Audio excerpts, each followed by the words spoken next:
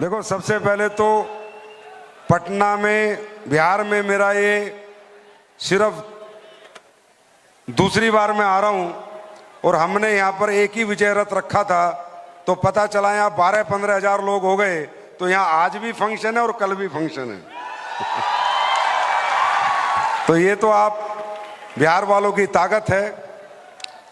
बहुत सारी बातें मेरे बारे में लोग कहते हैं, मुझे नहीं पता कौन सच कहता है कौन सही कहता है। और इंसान इंसान ही होता है, कोई भगवान नहीं बन सकता। भगवान तो एक ही है, वो सबको चलाता है, हम सबको चलाता है। लेकिन हाँ, आप लोगों के प्यार से, आप लोगों के साथ से, आप लोगों के समर्पण से, और आप लोग जो इतनी हिम्मत देते हो, तो कोशिश कर रहा हूं इस हिंदुस्तान के लिए कुछ अच्छा काम कर जाऊं।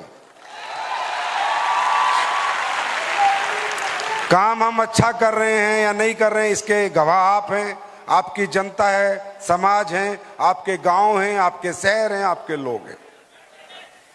दोस्तों, बैठ जाओ यार, बैठ जाओ। पीछे वालों को नहीं दिख रहा ना, आप लोग बैठ जाओ। आप लोग बहुत दूर दूर से आए हैं, मुझे पता है, रात को चले हुए कुछ लोग हैं। लेकिन मुझे नहीं पता कि आप हमें कितना समझेंगे, कितना नहीं समझेंगे, हमें एक्सेप्ट करेंगे, हमें रिजेक्ट करेंगे, हमें इग्नोर करेंगे, या हमें समझेंगे, या हमारी किसी बात को आप मानेंगे या नहीं, मुझे नहीं पता। मैं मनवाना भी नहीं चाहता आपको जबरदस्ती। वो आपके अंतर आत्मा से जो आवाज आए वही करना, क्योंकि इंसान दूसरे की आवाज झूठी हो सकती है, लेकिन अपने अंदर की आवाज कभी झूठी नहीं हो सकती।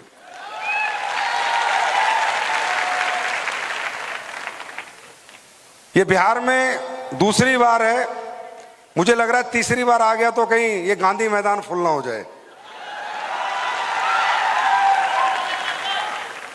हिंदुस्तान के कोने कोने में ये विजय रथ जा रहा है।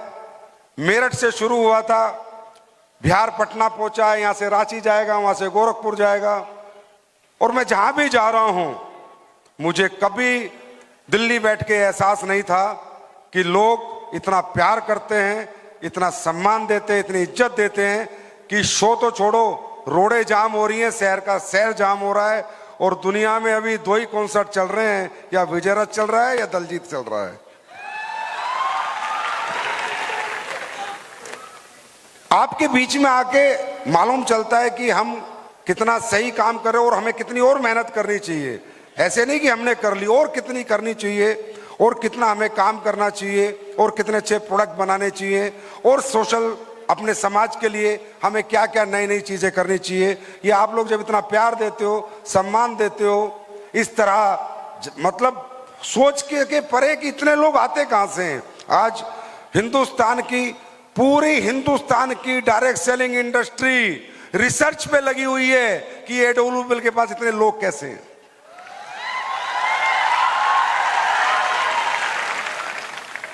उन्हें नहीं पता कि ये लोग यहां पर दिमाग से नहीं, दिल से जुड़े हुए हैं, क्योंकि AWL दिल वालों की कंपनी है और ये दिल से काम करती है।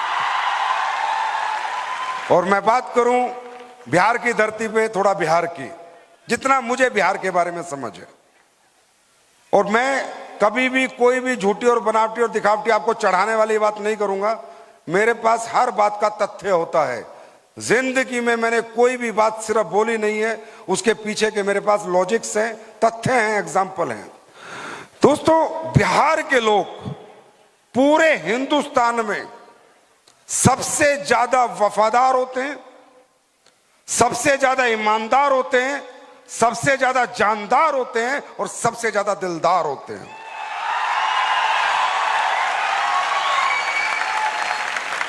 ये कोई मैं आपको चढ़ाने के लिए बात नहीं कर रहा, ये हिंदुस्तान जब से बना है इसका गवाह है।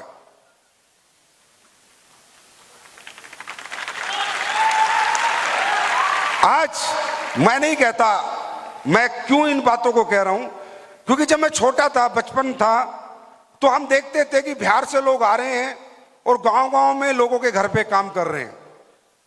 पंजाब में, हरियाणा में, सब जगह जाके काम कर रहे हैं। तो मैं सोचता था, और लोग उन्हें अपने घर के, जैसे घर का एक मेंबर होता है, वैसे रखते थे। वहीं खाना, वहीं रहना, वहीं सोना। आज लोग पता नहीं क्या क्या कहते हैं, लेकिन मैं उन दिनों से जानता हूं, मैं ये सोचता था यार ये कितना ईमानदार आदमी है, कितना वफादार आदमी है कि एक आदमी इसे अपने घर का मेंबर बना के रखता है। मेरे दोस्त, बिहार के लोगों ने, मैं सही मायने में बोलूं ना, तो ये देश बनाया है, ये देश बनाया है। इसमें कोई अतिशयोक्ति नहीं है। चाहे वो मजदूरी करके बनाया, चाहे नौकरी करके बनाया, चाहे गुजरात जाके बनाया, चाहे महाराष्ट्र जाके बनाया, चाहे दिल्ली जाके बनाया, चाहे मुंबई जाके बनाया, पर बिहार ने ये देश बनाया है। ये बात हिंदुस्तान के हर व्यक्ति को एक्सेप्ट करनी पड़ेगी। आप लोग बहुत बहुत अच्छे हो, बहुत मेहनती हो, बहुत कर्मठ हो, इसमें कोई शक नहीं। आप यहां देख रहे थे, बातें चल रही हैं, ठीक है, कंपनी है, बिजनेस है, लेकिन कुछ चीजें हैं मेरे भाई जो बिहार के व्यक्ति से ज्यादा कोई नहीं जानता, जो बिहार वालों से ज्यादा कोई किसी को सिखा नहीं सकता, किसी को बता नहीं सकता। आज हमारे यहां पर लोग ये आयुर्वेदिक प्रोडक्ट घर घर जाकर समझाकर, या न्यूट्रा सप्लीमेंट, या खेती के प्रोडक्ट, या घर के यूज के प्रोडक्ट जाकर लोगों को बेचकर पैसे कमा रहे हैं। लोग आके यहां बता रहे हैं, मैंने गाड़ी ली, मैंने बंगला लिया, मैंने ये किया, मैंने वो किया, मैंने 3 करोड़ कमाए, मैंने 4 करोड़ कमाए। पहले आप ये जान के जाओ ये क्या करके कमा रहे हैं, ये काम सही है या गलत है, ये इनको करना चाहिए या नहीं करना चाहिए। क्या आज भी वही उसी तरह की ये कंपनी है जिस तरह लोगों ने कंपनियां बनाई, चलाई और लोगों को बेवकूफ बनाया, मूर्ख बनाया, लोगों के पैसे ठगे और लेके भाग गए। 4 साल, 5 साल, 6 साल, कोई 7 साल, कोई 3 साल में गायब हो गए। क्या हम भी वही हैं? इस बात की जानकारी आपको होनी चाहिए। क्या है AWPL, क्या काम करती है AWPL और क्यों करती है AWPL, ये सारी जानकारी आपको होनी चाहिए। ये काम समाज के हित में है या अहित में है, ये जानकारी आपको होनी चाहिए। यहां पर पैसे लूटे जा रहे हैं, किसी को दर्द दिया जा रहा है, या किसी की दुआ ली जा रही है, या किसी को पैसे बांटे जा रहे हैं, ये आपको पता होना चाहिए। मुझे नहीं पता, क्योंकि मैं एक बात बहुत अच्छी तरह जानता हूं। सबसे पहले तो इन लीडरों का बहुत बहुत शुक्रिया कि तुमने बहुत कम बोला और मुझे थोड़ा टाइम दिया। और क्योंकि मैं बिहार में हूं और मैं जानता हूं, बिहारी को एक बार बात समझ में आ गई तो फिर उसके दिमाग से कोई निकाल नहीं सकता। ये यहां के लोगों की खूबी है। ये या तो किसी के होते नहीं, होते हैं तो फिर दिल से होते हैं। तो सबसे पहले हम जानकारी लेंगे, जितने भी लोग बैठे हैं, डायरेक्ट सेलिंग की। डायरेक्ट सेलिंग क्या है? डायरेक्ट सेलिंग मीन्स प्रोडक्ट को डायरेक्ट सेल करना, लोगों को घर घर जाकर लोगों को समझाना और प्रोडक्ट बेचना, और बेचकर लोगों को भी फायदा पहुंचाना और खुद भी पैसे कमाना, इसको बोलते हैं डायरेक्ट सेलिंग। दोस्तों, आपको लगता होगा ये अभी कंपनी आई है, जैसे आप पहली बार आए हो, नहीं। 1890 से पूरी दुनिया में डायरेक्ट सेलिंग चलती है, पूरी दुनिया में। ध्यान से समझना मेरी बात, और अगर मैं गलत हूं तो 100% करेक्ट करना कि सर आपने कोई भी झूठ बोला था। 1890 से पूरी दुनिया में डायरेक्ट सेलिंग चलती है। और इसके चलने के पीछे कारण क्या था? एक ही कारण था कि जब डायरेक्ट सेलिंग नहीं थी तो कोई व्यक्ति अगर क्वालिटी प्रोडक्ट बनाता था, research base, science base, clinical test base, तो वो बेच नहीं पाता था। आपने सुना होगा दुनिया में बनाने वाले बहुत हैं लेकिन बेचने वाले बहुत कम है। ये सुनी होगी कहानी आपने, लोग बताते होंगे। तो 18 से 90 में किसी ने सोचा कि यार अगर हमें लोगों तो क्वालिटी प्रोडक्ट पहुंचाने हैं, अच्छे प्रोडक्ट पहुंचाने हैं, तो कैसे पहुंचाएं? तो उन्होंने पहले कोशिश करी कि दुकानदारों के माध्यम से पहुंचाएं, परचून के दुकानदार, मेडिकल स्टोर, इन माध्यम से पहुंचाएं। लेकिन परचून के दुकानदार, मेडिकल स्टोर और दुकानदारों ने उनके प्रोडक्ट को रखने से मना कर दिया। क्यों? जब क्वालिटी प्रोडक्ट डला होगा, प्योर देसी घी डला होगा, तो प्रोडक्ट थोड़ा महंगा होगा, है ना? बाजार के कंपैरिजन उसमें कुछ खासूसियत है तो उसके प्राइस में थोड़ा सा वेरिएशन होगा ही होगा। मेरे भाई, आप आज मेरी बात मत मानो, पूरी दुनिया की रिसर्च करो। आज लुई विटोन एक कंपनी है जो पर्स बनाती है, बेल्ट बनाती है, उसको अपना क्वालिटी प्रोडक्ट बेचने के लिए अपने खुद के शोरूम खोलने पड़े। दूसरा कोई उसका नहीं बेचता, क्योंकि उसकी एक बेल्ट ही 50,000 रुपए में आती है, 1 लाख रुपए में आती है। अब आप ये बताओ, जो आपका बिहार में दुकानदार ये खोले बैठे हैं दुकान, क्या 1 लाख रुपए की बेल्ट बेचेंगे?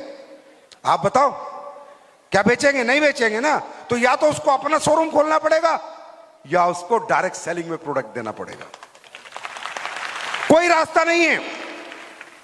आज आप देखते हो रोलेक्स घड़ी है 15 लाख, 20 लाख, 25 लाख, 30 लाख, 40 लाख, 50 लाख, 1 करोड़ की आती है। लेकिन आपको एक बात और बताता हूं, जो वो रोलेक्स घड़ी 1 करोड़ की आती है, अगर आप खरीद लेते हो और 10 साल बाद बेचते हो उस घड़ी को, तो वो 1.5 करोड़ की बिकती है। क्वालिटी प्रोडक्ट है। लेकिन क्या एक आम दुकानदार रोलेक्स घड़ी रख लेगा बेचने के लिए? वो क्या कहेगा, अरे भैया दुनिया 2-2 हजार में बेच रही है, मैं तेरी 2 लाख में कैसे बेचूं? दुनिया के प्रोडक्ट 400-400 में बिक रहे हैं, तू कहता है 800 में बेच, मैं नहीं बेचूंगा। हम कहते हैं मार्जिन ले ले, बोला नहीं चाहिए। हम कहते हैं प्रोडक्ट क्वालिटी है, बोला नहीं चाहिए। हम कहते हैं हमारा डेंटोडोक बेच ले, हमारा डेंटोडोक बेच ले, कहता है भाई साहब आपके जैसे पेस्ट तो 40 रुपए में 50 रुपए में बिक रहे हैं और उसमें 15 रुपए मुझे मिल रहे हैं, तो मैं तो आपका डेंटोडोक नहीं बेचूंगा। तो ये परेशानी, ये तकलीफ, ये एक प्रॉब्लम थी। और दुनिया में अपॉर्चुनिटी का मतलब क्या है? प्रॉब्लम का सॉल्यूशन ही अपॉर्चुनिटी है। समाज में हो रही कोई तकलीफ का निवारण अगर कोई व्यक्ति करता है तो वो एक अपॉर्चुनिटी है। तो ये एक तकलीफ थी कि अच्छे प्रोडक्ट बनाने तो या तो खुद का शोरूम खोलो, नहीं तो बिकेगा नहीं। तब 1890 में किसी ने सोचा कि हम एक ऐसी इंडस्ट्री को जन्म देते हैं, एक ऐसे तरीके को जन्म देते हैं कि लोगों के घर घर जाएंगे, लोगों को प्रोडक्ट समझाएंगे, महंगा क्यों है ये भी बताएंगे, इसमें क्या डला है ये भी बताएंगे, इसके पीछे की साइंस क्या है बताएंगे, रिसर्च क्या है बताएंगे, स्टडी क्या है बताएंगे, और लोगों को बेच के आएंगे और खुद भी पैसे कमाएंगे और सामने वालों को भी पैसे कमाने का मौका दे के आएंगे। बात समझ में आई? बात समझ में आ रही है? क्वालिटी प्रोडक्ट, रिजल्ट बेस, अच्छे प्राइस में अच्छी क्वालिटी लोगों के घरों तक जाए, इसलिए डायरेक्ट सेलिंग बनी थी। और कंपनी का नाम भी बता देता हूं, एवोन कंपनी थी, आज भी है, जो स्किन का प्रोडक्ट बेचती है, स्किन के दुनिया के बेहतर प्रोडक्ट बनाती है, आज भी है। ये डायरेक्ट सेलिंग ऐसी नहीं है जैसी आप लोगों ने देखी है आपके गांव में, आपके वहां आते हैं लोग और बकवास करते हैं, ये कर दो वो कर दो, वो वाली डायरेक्ट सेलिंग नहीं है। वो ओरिजिनल, वो झोलर है, झोलर। वो झोलर लोग हैं जो आपको सपने की आड़ में कोई प्रोडक्ट चिपका के जाते हैं, आपको बेवकूफ बना के जाते हैं सपना बेचने की आड़ में। ये डायरेक्ट सेलिंग नहीं है। असली डायरेक्ट सेलिंग है दुनिया का सबसे बेहतर प्रोडक्ट बनाना, और वो प्रोडक्ट बनाना जो बाजार में ना मिले, उससे बेहतर क्वालिटी बनाना, उसी को डायरेक्ट सेलिंग कहते हैं। अगर मान लो आज मैंने आपको डेंटोडोक पेस्ट दिया, हमारी कंपनी का पेस्ट, अगर बाजार में ऐसा पेस्ट है तो कोई फायदा नहीं, कोई फायदा नहीं। अगर मेरे प्रोडक्ट में रिसर्च नहीं है, साइंस नहीं है, और आपको बाजार में मिल रहा है और सस्ते में मिल रहा है, तो कोई फायदा नहीं। प्रोडक्ट ऐसा हो जो दुनिया में मिले तो सिर्फ कंपनी के पास मिले, हमारे पास मिले, वरना कहीं ना मिले। राइट? उसके बाद इसी कॉन्सेप्ट को कॉपी करते करते मैं थोड़ा डीपली आपको समझाना चाहता हूं, क्योंकि बिहार है, आप लोगों के यहां बहुत बड़ा बेरोजगार है दोस्तों, बहुत बड़ा बेरोजगार है इस बिहार में। इसलिए मैं बहुत डीपली आपके साथ जा रहा हूं, नहीं तो इतना समय भी नहीं था, लेकिन इन लोगों ने दे दिया तो मैं डीपली जाने की कोशिश कर रहा हूं। अब ये प्रोडक्ट बने 1890 में, धीरे धीरे धीरे धीरे दुनिया को इस व्यापार का ज्ञान होने लगा। फिर एक बड़ी बड़ी कंपनी बनी जिसको आपने देखी होंगी, एमवे कंपनी, सुना है? मैं नाम ले रहा हूं, कोई नहीं लेगा ऊपर से, क्योंकि मुझे आपको डीपली समझाना है। एमवे कंपनी बनी, ओरिफ्लेम कंपनी बनी, बाहर और दुनिया भर की बड़ी बड़ी कंपनियां बनी, और उन्होंने बड़े अच्छे अच्छे प्रोडक्ट बनाए, कोई डाउट नहीं, कोई डाउट नहीं, बहुत अच्छे अच्छे क्वालिटी प्रोडक्ट बनाए, और पूरी दुनिया को उन्होंने बताया कि क्वालिटी प्रोडक्ट भी बेचे जा सकते हैं डायरेक्ट सेलिंग के मॉडल के साथ, डायरेक्ट सेलिंग के मॉडल के साथ। अगर आज आप पूरी दुनिया से ये पूछो कि पूरी दुनिया को न्यूट्रास्यूटिकल्स खिलाना, न्यूट्रिशन सप्लीमेंट के बारे में अवेयरनेस किसने दी, जानकारी किसने दी, तो कंपनी है एमवे कंपनी है, कोई डाउट नहीं है इसमें। अगर एमवे कंपनी इस दुनिया में नहीं आती तो दुनिया को न्यूट्रा सप्लीमेंट्स क्या होता है पता नहीं चलता। राइट? स्किन के अच्छे प्रोडक्ट बना के किसने दिए? ओरिफ्लेम कंपनी, मैरी के, बहुत सारी कंपनियां हैं विदेशों की, आप देखोगे तो टॉप से टॉप प्रोडक्ट बना के स्किन के उन्होंने दिए, राइट। मोटापे पे सबसे बड़ा काम किसने किया? वो भी डायरेक्ट सेलिंग कंपनी ने किया। और आज आयुर्वेद पे सबसे बड़ा काम कौन सी कंपनी कर रही है? वो भी डायरेक्ट सेलिंग कंपनी कर रही है। बात समझ में आई? आज इस बिजनेस में, पहले थोड़ा फॉरेन में रहते हैं, इंडिया में बाद में आएंगे। इस बिजनेस का टर्नओवर वर्ल्ड वाइड क्या है? 16 लाख करोड़ रुपए का। 16 लाख करोड़ रुपए का। आप गूगल खोल सकते हैं, मेरी बात बिल्कुल ना माने। 16 लाख करोड़ का टर्नओवर है। अमेरिका का टर्नओवर 3 लाख करोड़ का है और चाइना का टर्नओवर 3.5 लाख करोड़ का है। ऐसे करते करते कई लाख करोड़, कई 2 लाख, कई 50,000 करके 16 लाख करोड़ का टर्नओवर है। 16 लाख करोड़ का। 16 लाख करोड़ का टर्नओवर के लिए जनता काम कर रही होगी, हाँ या ना? प्रोडक्ट घर घर जाके बिक रहे होंगे, हाँ या ना? जनता ही पैसे कमा रही होगी, हाँ या ना? इतना बड़ा टर्नओवर है। और तुम्हारे भारत का कंट्रीब्यूशन कितना है? मात्र 25,000 करोड़। आबादी चाइना 4 लाख करोड़, हम 25,000 करोड़। आबादी दुनिया में सेकंड नंबर, फिर भी हमारा टर्नओवर क्यों कम है? क्योंकि हमारे यहाँ डायरेक्ट सेलिंग पे लोग भरोसा नहीं करते। हमारे यहाँ डायरेक्ट सेलिंग कंपनियां अगर हम लेके जाते हैं तो लोग डिनाई कर देते हैं, रिजेक्ट कर देते हैं। क्योंकि हमारे यहाँ जब डायरेक्ट सेलिंग 96 में आई, 96 में हमारे यहाँ धंधा शुरू हुआ, तो जब डायरेक्ट सेलिंग के मॉडल का पता चला हिंदुस्तान के लोगों को, तो यहाँ के लोग, आपको पता है कितने बड़े देशभक्त हैं, ये मुझसे ज्यादा कोई नहीं बता सकता। मैं खुद आर्मी में रह के आया हूं। यहाँ के लोग 90% सेल्फिश लोग हैं। यहाँ पर सेल्फिश, सेल्फलेस लोग नहीं है, अपना क्या फायदा है। तो जब ये इंडस्ट्री इंडिया में आई तो लोगों को पता चला, यार ये तो बड़ा बढ़िया काम है, गाड़ी दिखाओ, बंगले दिखाओ और लोगों को बेवकूफ बनाओ प्रोडक्ट की आड़ में। तो लोगों ने क्या किया? ये मॉडल बेचा, सपने बेचे, प्रोडक्ट के नाम पर कचरा बेचा। जो प्रोडक्ट लोगों के यूज का नहीं है, काम का नहीं है, जरूरत का नहीं है, वो बेचा। क्या क्या बेचा? टीवी बेचे, एलईडी बेचे, सोलर सिस्टम बेचे, सूट लेंस, मतलब वो चीजें बेची। और बेची भी 1000 गुना में। 100 रुपए का कपड़ा 8000 रुपए में। बात समझ में आ रही है? 10,000 रुपए में। तो क्या हुआ? हमारे देश की जनता के अंदर एक परसेप्शन आ गया, यार ये बकवास काम है, ये कंपनियों के काम है, ये फालतू के काम है, इनमें लोग आते हैं, ये टाई कोट पैंट वाले आते हैं, बेवकूफ बना के चले जाते हैं, कोई प्रोडक्ट नहीं होता, कोई कुछ नहीं होता। 2 जोड़ो, 4 जोड़ो, 8 जोड़ो, 16 जोड़ो, इतने पैसे आएंगे, ये आएगा, वो आएगा। और देश की जनता ने इस बिजनेस मॉडल को रिजेक्ट कर दिया। बिल्कुल सही बात है, क्योंकि देश की जनता के साथ धोखा हुआ था, इसलिए रिजेक्ट करना बनता था। 2014 में एसलीपीएस ने जन्म लिया और एक इथिकल डायरेक्ट सेलिंग को जन्म दिया। और भी बहुत अच्छी अच्छी कंपनियां हैं जिन्होंने हमारे साथ आज इथिकल डायरेक्ट सेलिंग को जन्म दिया। आज मैं कहता हूं देश का परसेप्शन बदल रहा है, देश डायरेक्ट सेलिंग की तरफ झुक रहा है। अब आप मुझे बताना भाई साहब, प्रोडक्ट तो आपको बाजार से भी लेना है, साबुन नहाने की तो बाजार से भी लेनी है, मसाला तो बाजार से भी लेना है, सरफ तो बाजार से भी लेना है, बीमार हो गए तो दवाई तो बाजार से भी लेनी है, हाँ या ना? दांतों का पेस्ट बाजार से भी लेना है, हाँ या ना? लेना है नहीं लेना? खेती के अंदर यूरिया पेस्टिसाइड तो डालना है, तो बाजार से लेना है, हाँ या ना? ऐसा कौन सा प्रोडक्ट है जिसे आप खुद बना रहे हो और बाजार से नहीं लेना? एक आधा, घर में हजारों प्रोडक्ट हैं, लेकिन वो प्रोडक्ट क्वालिटी होना चाहिए, वो प्रोडक्ट रिजल्ट ओरिएंटेड होना चाहिए, वो प्रोडक्ट पे जो कमिटमेंट किया गया है वो कमिटमेंट पूरा करने वाला होना चाहिए।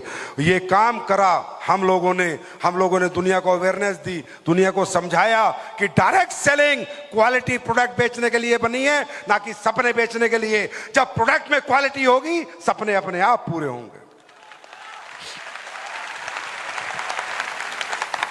राइट? बात समझ में आई? अब ये बनी किन लोगों के लिए थी, ये भी जानने की बहुत आवश्यकता है। ये इंडस्ट्री बनी थी महिलाओं के लिए, पुरुषों के लिए तो बनी नहीं थी। ये इंडस्ट्री बनी थी, जो टाइम एक्स्ट्रा बच जाता है घर में महिलाओं का काम वाम करके दोपहर बाद, उस टाइम को वो महिलाएं जो वेस्ट कर रही थी उसे इन्वेस्ट करें, किसी के घर घर जाके प्रोडक्ट रिकमेंड करें।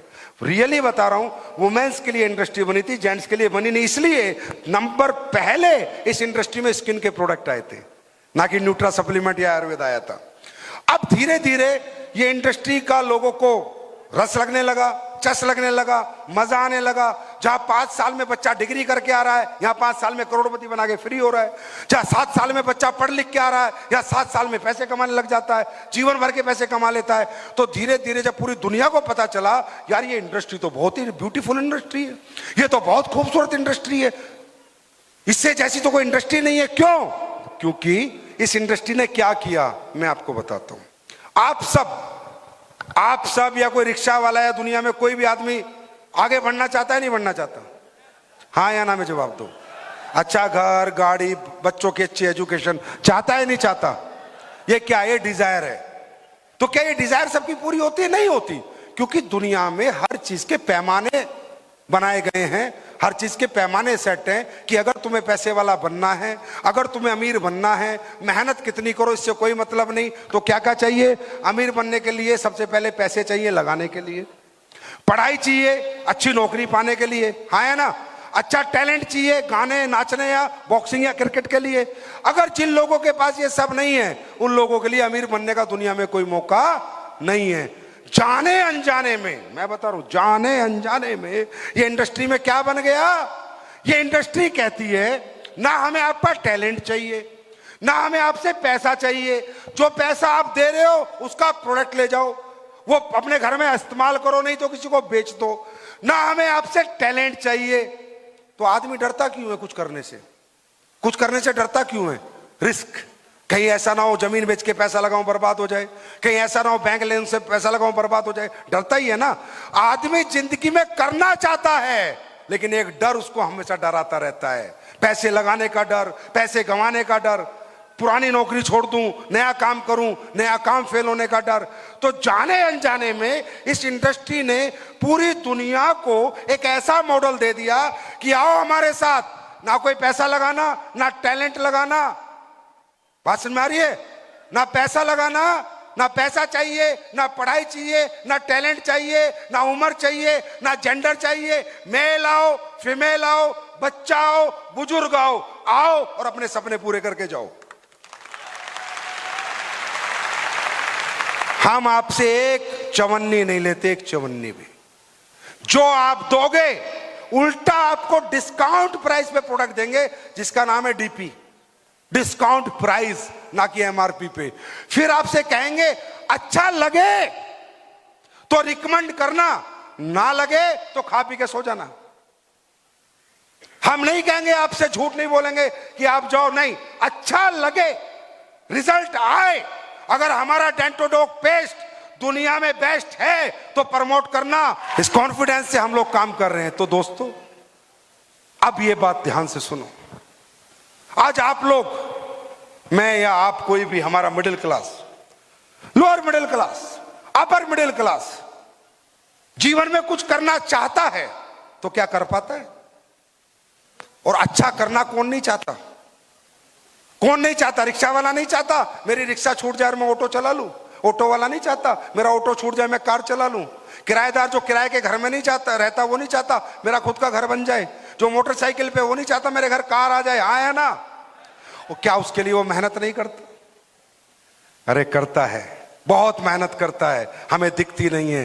किसान बहुत मेहनत करता है, रिक्शा चलाने वाला बहुत मेहनत करता है, ऑटो चलाने वाला बहुत मेहनत करता है, छोटी छोटी नौकरियां करने वाले 12-12 घंटे बहुत मेहनत करते हैं। आज बॉम्बे दिल्ली में आधे से ज्यादा बिहार पड़ा है, बहुत मेहनत करता है, साल साल भर अपने घर से दूर रहता है, एक साल में एक महीने की छुट्टी आता है। आप कहते हो मेहनत कर रहे हैं लोग, लेकिन उनके सपने और ख्वाहिशें पूरी नहीं हो रही, क्योंकि मेहनत आपको बड़ा नहीं बनाती। मेहनत किस जगह हो रही है, किस प्लेटफॉर्म पे हो रही है, वो आपको बड़ा बनाता है।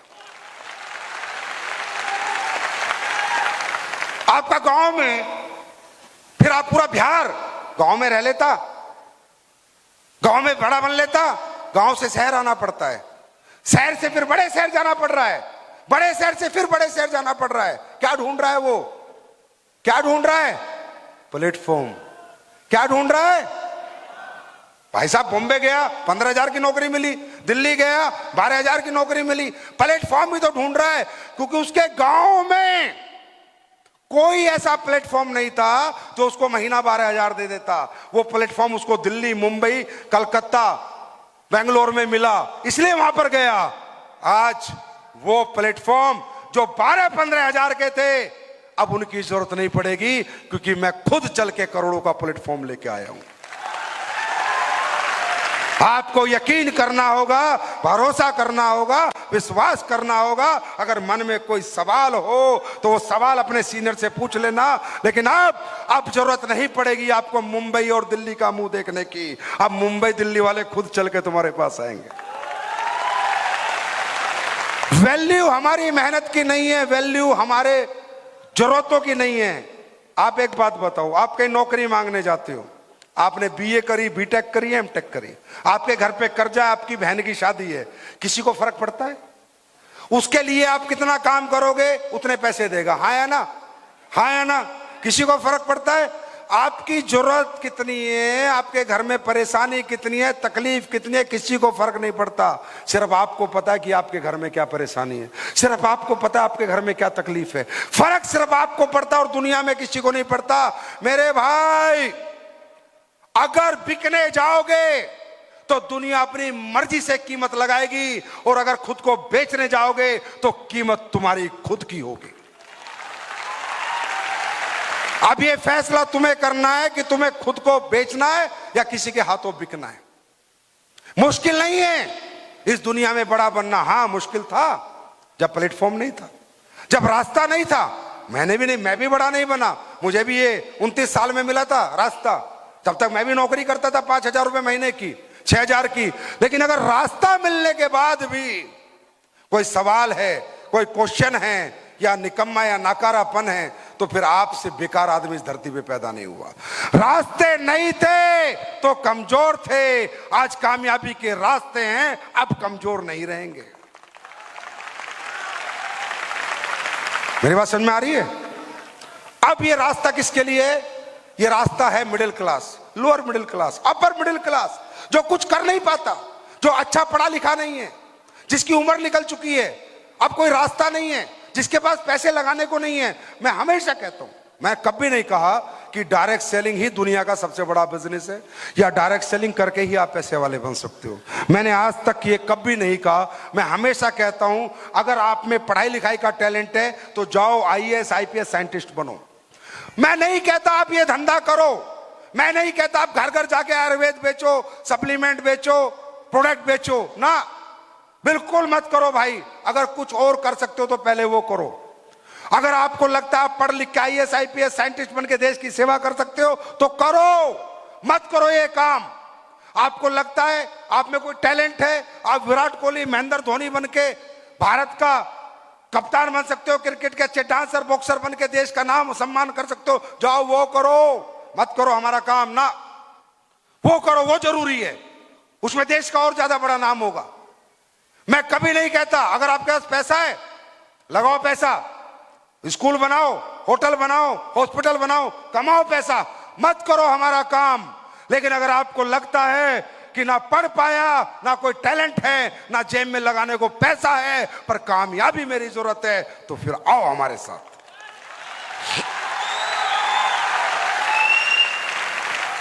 एसलीपीएस वेलनेस कभी भी दिखावटी, बनावटी, झूठी बातें नहीं करती है।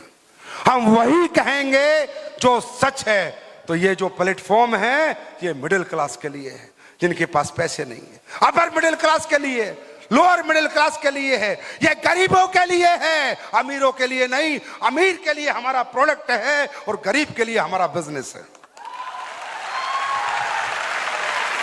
इसलिए कई बार हमारे इस कॉन्सेप्ट से, इस प्लेटफॉर्म से लोगों को दर्द होता है, तकलीफ होती है। अब यहां बच्चा आके बता रहा था, मैं ये करता था, मैं 5,000 कमाता था। जब लोग देखते हैं यार 5 साल में हमने इतनी पढ़ाई लिखाई करी, इतना कुछ किया, और ये लोग 5 साल में जिंदगी बदल रहे हैं, 5 साल में करोड़ों कमा रहे हैं, तो लोगों को तकलीफ होती है। लेकिन मैं आज थैंक यू कहूंगा हमारे भारत की सरकार को, हमारे देश को, सबको, कि उन्होंने आज डायरेक्ट सेलिंग को एक लीगल टेंडर दिया और देश के बेरोजगार युवकों को यहां रोजगार पाने का मौका दिया। और बेरोजगारी मिटाने के लिए आज डायरेक्ट सेलिंग एक बहुत बड़ा काम भारत देश के अंदर करती जा रही है।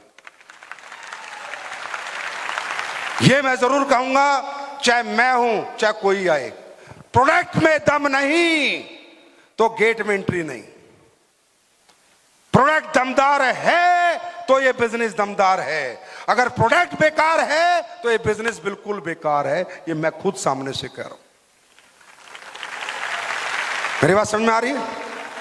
अब आप एक बात बताओ, हम लोग पिछले 11 साल से भाई साहब नए नए नहीं आए हैं। नए आप आए हो सकते हो हमारे प्रोग्राम में, हम नए नहीं आए हैं, हम 11 साल से हैं। यही बात कह रहे हैं 11 साल से। लाखों टेस्टिमोनियल है हमारे पास, लाखों, हजारों नहीं, लाखों। घुटनों के, लीवर के, किडनी के, कैंसर के, टीबी के, बे औलाद के, लाखों हैं, लाखों। पूरा सोशल मीडिया, यूट्यूब, फेसबुक भरा पड़ा है। मेरी बात मत मानो, 11 साल से ये जो देश की जनता हमारे प्रोडक्टों के रिजल्ट ले रही है, उनकी बात तो मानो। लाखों हैं, और वो पेड नहीं है, पैसे देके नहीं है कि किसी सेलिब्रिटी को लाके बुलवा दिया। वो किसी गांव के, किसी शहर के, किसी कहीं के ऐसे ऐसे रिजल्ट हैं। अब आप एक बात बताओ, आज हम लोग भारत देश के वासी हाँ या ना? हाँ या ना? अगर देश हित में कुछ होना है तो करना चाहिए। चलो ये बताओ, ये जड़ी बूटी कहां पैदा हो रही है? जोर से बोलो, कहां पैदा हो रही है? कहां पैदा हो रही है? अगर मैं खरीद के प्रोडक्ट बना रहा हूं तो पैसा किसको जा रहा है? किसान को, आखिरी आदमी को। अरे हमारी वो इंडस्ट्री है जो देश के आखिरी आदमी से पहले आदमी तक पैसा देती है। आखिरी आदमी किसान, उसकी फसल, उसकी जड़ी बूटी खरीद के पैसा देते हैं, और पहले आदमी हमारा प्रधानमंत्री उनको टैक्स और जीएसटी देते हैं। ये इस इंडस्ट्री की ताकत है। आज बात करते हैं हम आपके आयुर्वेद की। अभी आप लोग सुन ही रहे होगे, मैं बोलता था, मेरी बात पे कोई भरोसा नहीं करता था। अरे यार संजीव सर तो इस आयुर्वेद बेचते इसलिए बात करते हैं। मैं फिर कह रहा हूं, मुझे रिकॉर्ड करना। एक दिन आएगा ये देश अगर दोबारा सोने की चिड़िया बनेगा तो तुम्हारे आयुर्वेदिक प्रोडक्ट बेच के ही बनेगा। मेरे शब्द याद रखना और अपनी औलादों को दे देना कि संजीव सर ने बोला था ये बात। भाई साहब, ये देश पहले भी सोने की चिड़िया था। ये सोने की चिड़िया का कारण ही इसका आयुर्वेद था। किसी को पता ही नहीं हुआ क्या। हम लोग बताते हैं तो हमें सोचते हैं तो कंपनी वाले हैं, ये तो अपनी कंपनी चलाने के लिए बता रहे होंगे। नहीं, फिर दोहराता हूं, इस पूरी दुनिया को, इस पृथ्वी लोक पे सृष्टि में मनुष्य जन्म में आने के बाद इलाज अगर किसी ने दिया है तो भारत देश ने दिया है। इस बॉडी को समझ के इसको क्या चाहिए, कब चाहिए, इलाज, बीमारियों का इलाज अगर पूरी दुनिया में किसी ने दिया है तो भारत देश ने दिया है। मेरी बात मत मानना, महर्षि सुश्रुत को पढ़ना। किताब महर्षि सुश्रुत ने सुश्रुत संहिता लिखी थी। वो पहले व्यक्ति थे इस पृथ्वी लोक पे जिन्हें ज्ञान मिला था कि मनुष्य के शरीर में अगर बीमारियां होती हैं तो बीमारियां कैसे ठीक होती हैं, और उन्होंने लिखी थी सुश्रुत संहिता। सुश्रुत संहिता से ही आज पूरी दुनिया में एलोपैथिक बनी है, क्योंकि एलोपैथिक भी प्लांट बेस्ड है। क्या बेस्ड है? क्या बेस्ड है? और आयुर्वेद क्या बेस्ड है? प्लांट बेस्ड है, हर्ब्स बेस्ड है। सुश्रुत संहिता, इस सुश्रुत संहिता को चोरी करा गया इस देश से, पता है आप लोगों को? आज सबसे बड़ा आयुर्वेद कहां है हमारे देश में? सबसे अच्छा आयुर्वेद का इलाज कहां है हमारे देश में? केरला में। कहां पर है? और सबसे ज्यादा सोना कहां पर है? केरला में। पद्मानाथ मंदिर से ज्यादा सोना कहीं नहीं, और केरला के लोगों ज्यादा सोना नहीं है। आप लोगों को मालूम नहीं है, जब पुराने समय में अरब कंट्री से हमारा व्यापार होता था, जब अरब कंट्री वाले इस देश में आते थे भाई, उन्हें पता चला कि इस देश में एक पद्धति है जो मनुष्य को जिंदा कर देती है, बीमार को ठीक कर देती है, और वो पद्धति मिलती है कहां पर? केरला में। वो इलाज मिलता है केरला में, समझे? वो यहां पर आए, वो इलाज के लिए गए। भाई साहब, जड़ी बूटी ली, सोना दिया, जड़ी बूटी ली, सोना दिया, जड़ी बूटी ली, सोना दिया। अरे तुम कहते हो भारत सोने की चिड़िया, साला कैसे बना सोने की चिड़िया? कौन सी सोने की खान है भारत में? किसी से सोना लूट के लाए हम? किसी देश पे आक्रमण किया हमने? सोना कहां से आया? सोना आया, अरब कंट्री वाले आते थे, तुम्हारा लौंग, काली मिर्च और आयुर्वेद की जड़ी बूटी लेके जाते थे और सोना देके जाते थे। और नहीं तो पढ़ लेना, अगर मेरी बात कहीं भी गलत हो तो पढ़ लेना। राइट, अरब आए, अरब के बाद अंग्रेजों को पता चला कि यार एक ऐसी कंट्री है, एक ऐसी जगह है जहां पर दुनिया में काली मिर्च और लौंग का व्यापार होता था सबसे ज्यादा। सबसे जरूरत की चीजें, कोई यूरोपियन कंट्री सर्दी वाली कंट्री है, वह ठंड में मर जाते थे लोग, ठंड लग के मर जाते थे लोग, लेकिन लौंग और काली मिर्च का काढ़ा पी लिया तो कोई मरेगा नहीं। साहब तुम्हारी लौंग काली मिर्च सोने में बिकी। अरब यहां से लेके गए, यूरोप बेचा, यूरोप से पैसे कमाए। यूरोप वालों को पता चला दुनिया में कोई देश है जिसके अंदर ये होता है। उन्होंने ढूंढने के लिए कोलंबस और वास्को दी गामा निकले। कोलंबस ने अमेरिका ढूंढा। ये अमेरिका जो ढूंढा गया है ना, ये काली मिर्च और लौंग के चक्कर में ढूंढा गया है।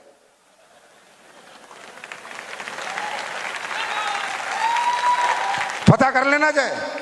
वास्को दी गामा निकला, वो पहुंचा गोवा। गोवा बॉर्डर जो बेंगलोर बॉर्डर है, वहां पर काली मिर्च और लौंग की खेती होती है और सबसे ज्यादा काली मिर्च होती है, और कहीं ना कहीं हिंदुस्तान खोजा गया। जब इनको पता चला, अब तुम कहते हो गारंटी से ईस्ट इंडिया कंपनी क्यों आई थी, गूगल पे पढ़ो, मेरा प्रोग्राम खत्म तो गूगल पे डालो। ईस्ट इंडिया कंपनी भारत में मसालों का व्यापार करने आई थी। ये देश जो गुलाम बना, ये भी तुम्हारी जड़ी बूटियों ने बनाया। मसालों का व्यापार करने आई थी ईस्ट इंडिया कंपनी। जब उन्हें पता चला कि इस देश में ये ताकत है, इस देश के अंदर ये पावर्स हैं, ऐसी ऐसी जड़ी बूटियां हैं और इतना पैसा इस देश के पास, तो धीरे धीरे उन्होंने तुम्हें गुलाम बना लिया। ये गुलामी भी इसी आयुर्वेद के कारण हुई, इन स्पाइसेस के कारण हुई, इन मसालों के कारण हुई, और ये दुनिया में दोबारा भारत सोने की चिड़िया भी इसी कारण से बनेगा। अभी 2-4 दिन पहले सिद्धू की वीडियो देखिए यूट्यूब पे, सबने देखिए। मेरी बीवी का कैंसर ठीक हो गया 4थी स्टेज। बोला नोनी को क्लिनिकल स्टडी में आ गया कि नोनी जो है कैंसर को ठीक करने में सहायता देता है, नेचुरल चीजें, हल्दी है ना, अदरक बोला। और मैं भी तो 11 साल से यही बोल रहा हूं, जरूरत ही नहीं है। अगर नेचर के साथ जुड़ जाएंगे तो हॉस्पिटलों को छोड़ जाएंगे। क्या कर रहे हैं हम लोग यार? हम लोग किसी का पेट नहीं काट रहे, किसी की जेब नहीं काट रहे भाई साहब। हम लोग ये कह रहे हैं भैया तेरे घुटने का ऑपरेशन बता दिया ना, 3 लाख लगेंगे ना, तू 10-20 हजार हमारे से प्रोडक्ट ले ले, अगर ठीक हो गया तो दुआ दे देना, नहीं तो सोचना 3,20,000 लग गए। हम कब कह रहे हैं हम आपको ठीक करेंगे? हम कब कह रहे हैं हम आपको फायदा पहुंचाएंगे? हम कब कह रहे हैं हम बहुत अच्छे हैं, हमसे अच्छा कोई नहीं है? नहीं, होंगे हमसे अच्छे, पर एक बार हमें भी ट्राई कर लो। अब बोला लीवर खराब हो गया, 60% गया, 70% गया, लीवर चेंज होगा, 30 लाख रुपए लगेंगे। हम कह रहे हैं लीवोडोक ले लो, 3-4 बोतल ले लो 10-12 हजार की, अगर ठीक हो गए तो दुआ दे देना, नहीं तो सोचना 30 लाख 10,000 लग गए। हम कब झूठ बोल रहे हैं? और वो करते करते आज ये आलम है कि पूरे देश में माहौल है तो ये WPL का माहौल है, क्योंकि कहीं ना कहीं हमारे प्रोडक्ट्स ने लोगों को रिजल्ट दिया है, लोगों को ठीक किया है। मैं एक आवाज में पूछता हूं, हमारे प्रोडक्ट के रिजल्ट आते हैं या नहीं आते? जोर से बोलो, आते हैं नहीं आते? आते हैं नहीं आते? ये आवाज है मेरे दोस्तों जो पहली बार आए हैं, ये हमारे लोगों की आवाज है। हम जब प्रोडक्ट बनाते हैं तो ये नहीं देखते कितने पैसे बचेंगे ना, आदमी बचना चाहिए, पैसा जाए भाड़ में। इंसान बचने चाहिए जो हमारे प्रोडक्ट ले, वो हमारे लोगों को, हमारे लीडरों को दुआएं देने चाहिए। इसलिए हमारे यहाँ हर जेंडर पैसा कमा रहा है, मेल हो फीमेल हो सब कमा रहे हैं और दुआओं के साथ कमा रहे हैं। और आज आपको बताऊं, बिहार से हो, गांव से हो, गांव से हो, जब मैं गांव जाता हूं, मैं भी गांव से हूं, अगर मैं गलत हूं तो मुझे सही कर देना कि सर आप गलत हो, आप तो अपनी कंपनी के लिए मीठी मीठी बातें कर रहे हो। मैं गांव की दुकानों पे जाता हूं और खड़ा हो जाता हूं, गाड़ी रोकता हूं, मैं कहा नमकीन देना, नमकीन मांगता हूं, तो मैंने कहा हल्दीराम की देना, सही बता रहा हूं, तो हल्दीराम की नहीं मिलती, कोई लोकल मिलती है, लोकल मिलती है। मैं किसी अच्छी कंपनी का मसाला मांगता हूं तो मुझे मसाला नहीं मिलता। तुम्हें पता है इस देश 70% गांव में बसता है। नकली तेल बेचने वाले, नकली घी बेचने वाले, नकली साबुन बेचने वाले, नकली शराब बेचने वाले, समझे, नकली मसाले बेचने वाले, नकली बिस्किट बेचने वाले, नकली टॉफी, नकली नमकीन, जितने 2 नंबरी हैं सिर्फ गांव की भोली भाली जनता को लूट रहे हैं। जाओ, मेरी बात मत मानो, अपने गांव की दुकान पे जाना, आपको एक अच्छी कंपनी का प्रोडक्ट नहीं मिलेगा, जो नाम आपने कभी नहीं सुना होगा वो प्रोडक्ट आपको मिलेगा। ये हो रहा है हमारे देश में आज की डेट में। अगर मैं गलत हूं तो गांव की दुकान पे जाके मेरी याद करना कि एक आदमी आया था, ठीक कहता था, हम बदलेंगे ये दुकान, हम बदलेंगे ये प्रोडक्ट, वादा करता हूं तुमसे, जब तक ये दुनिया है एसलीपीएस वेलनेस देश के हर नागरिक को ध्यान में रखते हुए काम करेगी, ना कि दौलत को ध्यान में रखते हुए काम करेगी। जो भी लाएगी क्वालिटी लाएगी, ऑथेंटिक लाएगी और ऐसा प्रोडक्ट लाएगी कि नकलचियों को भगाएगी और ओरिजिनल आपके घर में रख के आएगी। अच्छा होगा देश के लिए या बुरा होगा? हाँ, इस अच्छे काम में साथ देना चाहिए नहीं देना चाहिए? ये अच्छे काम में बढ़ चढ़ के एक साथ आना चाहिए नहीं आना चाहिए? ये अच्छा काम करने हम जा रहे हैं, हम किसी को लूटने नहीं जा रहे। हम नहीं कहते बिजनेस करो, कौन कहता है बिजनेस करो? मत करो। प्रोडक्ट खाओ पियो, अच्छे प्रोडक्ट लो, अच्छे यूज करो, अच्छे प्रोडक्ट यूज करो, मत करो बिजनेस। अपनी नौकरी करो, अपना व्यापार करो, जो कर रहे हो करो। हम कब कहते हैं करो? अगर आपको लगता है ज्यादा पैसा कमाना है, कोई जरूरत है तो करो। अगर आपको लगता है नहीं यार मैं तो ठीक ठाक हूं, तो प्रोडक्ट हमारे खाओ, क्योंकि हमारे प्रोडक्ट तुम्हें जिंदगी देंगे और बाहर के प्रोडक्ट तुम्हें मौत देंगे। याद रखो, ये दुनिया बहुत जालिम है मेरे दोस्त, पैसे कमाने के लिए कुछ भी कर रही है। आपको क्या मालूम, आप लोग गांव के लोग हो, मैं भी गांव का था, मुझे भी मालूम नहीं था। आज जब दुनिया के बीच में बैठते पता चलता है। यहां किडनियां बेच दी जाती हैं, समझे? यहां किडनियां बेच के पैसे कमाए जा रहे हैं, यहां झूठी बीमारियां बता के पैसे कमाए जा रहे हैं, यहां गैस का दर्द हो तो हार्ट चीर के पैसे कमाए जा रहे हैं। आज की डेट में अगर इलाज की बात करूं ना, तो बहुत कम अच्छे हॉस्पिटल है जहां आपको सही इलाज मिलेगा। मालूम नहीं कहां लुट जाओ, कहां बेवकूफ बन जाओ, कहां ऑर्गन खराब हो जाए। 4-4 इंजेक्शन लगा के पूरे ऑर्गन फेल हो रहे हैं। मैं नहीं कहता, नहीं कहना चाहता, लेकिन हकीकत में इस देश की हेल्थ व्यवस्था मेरे अनुसार बिल्कुल अच्छी नहीं है। मैं ये बात कहूंगा नहीं है। लोगों के अपने मर रहे हैं, लोगों के अपने दुनिया से जा रहे हैं, लोग पैसा भी खर्च कर रहे हैं, कर्जा भी कर रहे हैं, लेकिन फिर भी अपनों को नहीं बचा पा रहे। ये मैं ठोक के कहता हूं, इस देश की हेल्थ व्यवस्था अच्छी नहीं है, अच्छी होनी चाहिए। मैं भगवान की दया से अगर जीवन में कुछ हुआ तो इस हेल्थ व्यवस्था के लिए जरूर काम करना है मेरे को। मुझे नहीं पता मैं कितना सही हूं कितना गलत हूं, लेकिन मैं इतना जानता हूं कि ये जो बड़े बड़े 5 स्टार बन गए हैं आजकल, इन्हें अपना बिल बनाने के लिए, किसी अपने खर्चे निपटाने के लिए आम आदमी की जिंदगी के साथ खेलना पड़े तो ये खेल रहे हैं। भैया हम नहीं खेलना चाहते, हम ये करना नहीं चाहते। आप हमारे साथ काम करो मत करो, हमारा प्रोडक्ट बेचो मत बेचो, किसी को रिकमेंड करो मत करो, भाड़ में जाए, पर हम जब तक जिंदा है इंसानियत के लिए काम करते थे, करते हैं और करते रहेंगे। तो जानना चाहते हो हमारे प्रोडक्ट के रिजल्ट आते हैं नहीं आते? देखना चाहते हो? रूबरू होना चाहते हो? मैं सारे लोगों से तो नहीं, पर कुछ लोगों से जरूर मिलवाऊंगा, आपको अच्छा लगेगा। जो पहली बार आए, पहली बार कितने लोग आए? ये पहली बार जितने भी लोग आए इनके लिए मैं ताली बजाता हूं, हम सब ताली बजाते हैं, हमारा पूरा परिवार। आप लोग देखिए, है कोई जिन्हें हमारे प्रोडक्ट के रिजल्ट है? कोई बताएगा? ये आप ही के बिहार के लोग हैं, ये सेलिब्रिटी नहीं है, बॉम्बे से पकड़ के नहीं लाए इन्हें हम।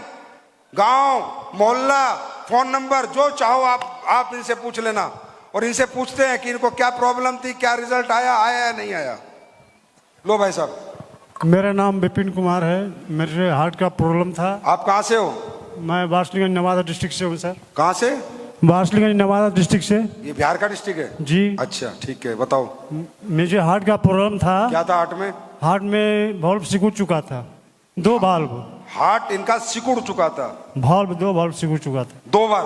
जी। अच्छा, फिर एक सर मिले फाइटर एसलीपीएस वाले। नहीं, पहले कहाँ दिखाया? पहले एम्स दिल्ली में दिखाया सर। एम्स दिल्ली में दिखा के आए? ठीक है, गुड। तो वहाँ के डॉक्टर ऑपरेशन बोल दिए थे। ऑपरेशन बोला? ठीक है, फिर वहाँ से जब डॉक्टर साहब ऑपरेशन बोले तो पैसा का इंतजाम करने में घर चला आया। अच्छा। तो पैसा का इंतजाम कर ही रहा था तो एक फाइटर मिले एसलीपीएस के सर। बोले सर क्या बात है? बोले ऐसा बात है सर। तो बोले विश्वास करके सर एक बार मेरा प्रोडक्ट आप यूज कर लो। तो मैंने उस प्रोडक्ट को यूज किया 1 महीना नहीं 6 महीना सर। 6 महीना। जी। कितना पैसा खर्च हो गया? जी गुरुदेव। कितना पैसा खर्च हो गया 6 महीने में? 6 महीने में ज्यादा नहीं सर, 50,000 रुपया खर्च किया था। 50,000 रुपया आपका जी हमारे प्रोडक्ट में लग गया। जी। हार्ट सिकुड़ चुका था, दिल्ली एम्स ने ऑपरेशन बोला था, ये आदमी आप ही का है, इसको लेके जाओ बात करो, सच बोल रहा है झूठ बोल रहा है। फिर एक बार मैं यहाँ बिहार शरीफ में जाके इको करवाया तो 90 से मैंने 95% रिजल्ट मेरा बिल्कुल सही आया।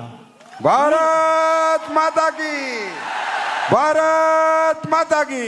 हाँ, उस दिन के बाद से सर मैंने सोच लिया कि मैंने तो स्वस्थ हुआ ही और इस संस्था के माध्यम से और लोगों को स्वस्थ करूंगा। अब ये बताओ, ये भाई ना डायमंड बनने के लिए काम कर रहा, ना ब्लू डायमंड के लिए काम कर रहा, ना ये एम्बेसडर बनने के लिए काम करना, ना पैसे कमाने के लिए।